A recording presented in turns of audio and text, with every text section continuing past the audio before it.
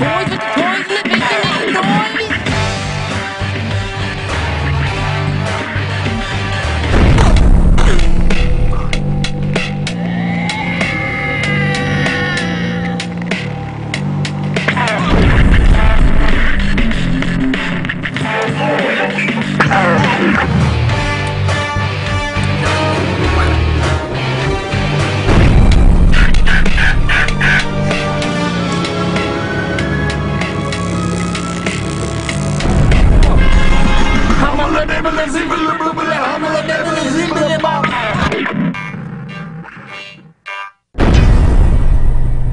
Hello and welcome to Andy's Little Sci-Fi Horror Show. My name's Andy. And I'm Drew. This is our little 10-minute window to the rest of the world, and today's a very special episode because we are talking about Evil Dead. Who's laughing now? Who's laughing now? That's right, we're talking about the original cult classic film, Evil Dead. Directed by Sam Raimi. The man.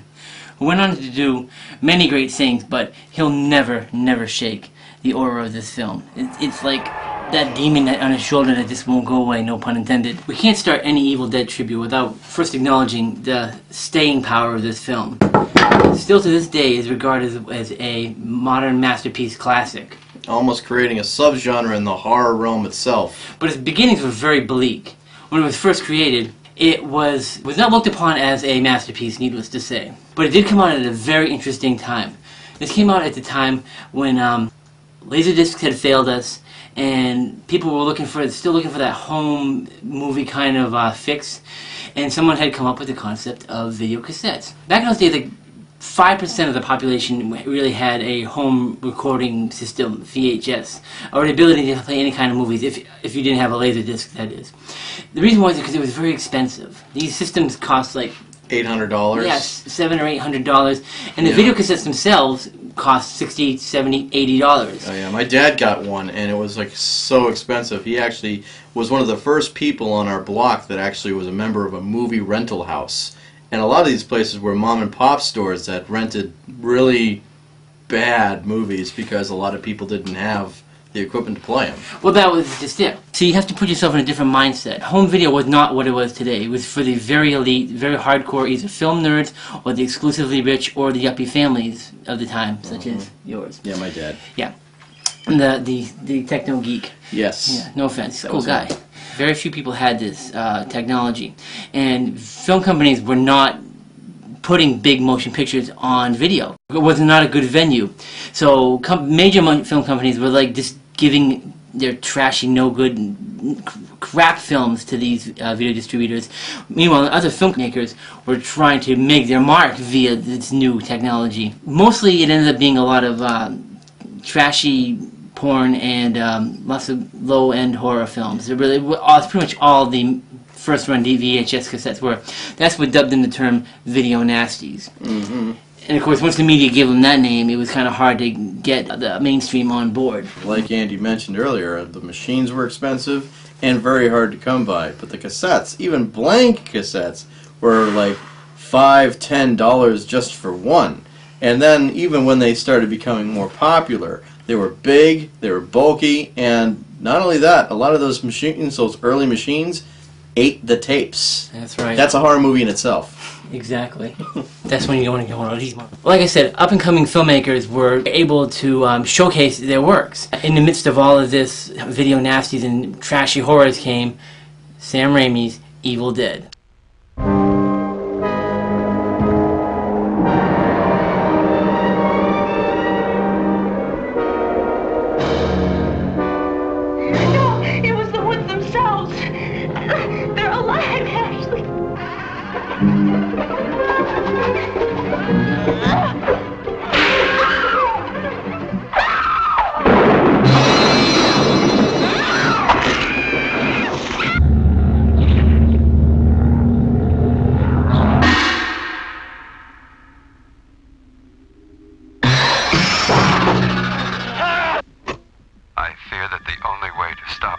Possessed by the spirits of the book is through the act of bodily dismemberment.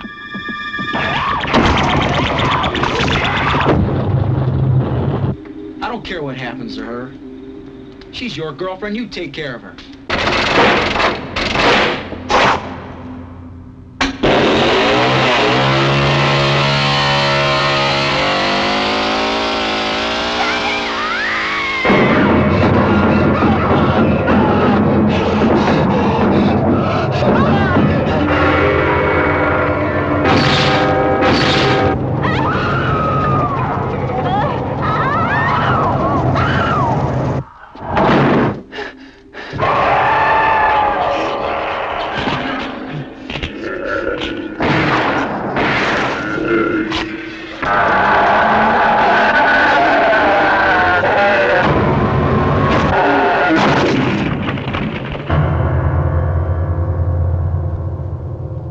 Now, there was something a little bit different about this. It was how it was approached. The horror had slapstick. You know, he was this big Three Stooges fan. You can see that, you know, Three Stooges all through all of the trilogy. A video company named Palace Videos distributed a little hole-in-the-wall video distribution company. But what they did, which was never done until recent years, is this company got the rights to Evil Dead, distributed on video cassette, and they released it in theaters at the same time. Now, they were able to do this because there was no rules against it, and it didn't really make too much of a difference because, like I said, the video owners were a small percentage of the country, and the moviegoers were another percent of the country, and for the most part, it was a huge success on video, and it did pretty well in theaters. Basically, they were able to get away with this because they didn't tell anybody that they were doing it. Also, just a little side note, there was actually a term back in the 1980s for a lot of these films that didn't exactly make it in the film industry. They called it straight-to-video because they went straight to video cassette and they did not get a theatrical release, which is what a lot of these horror movies got.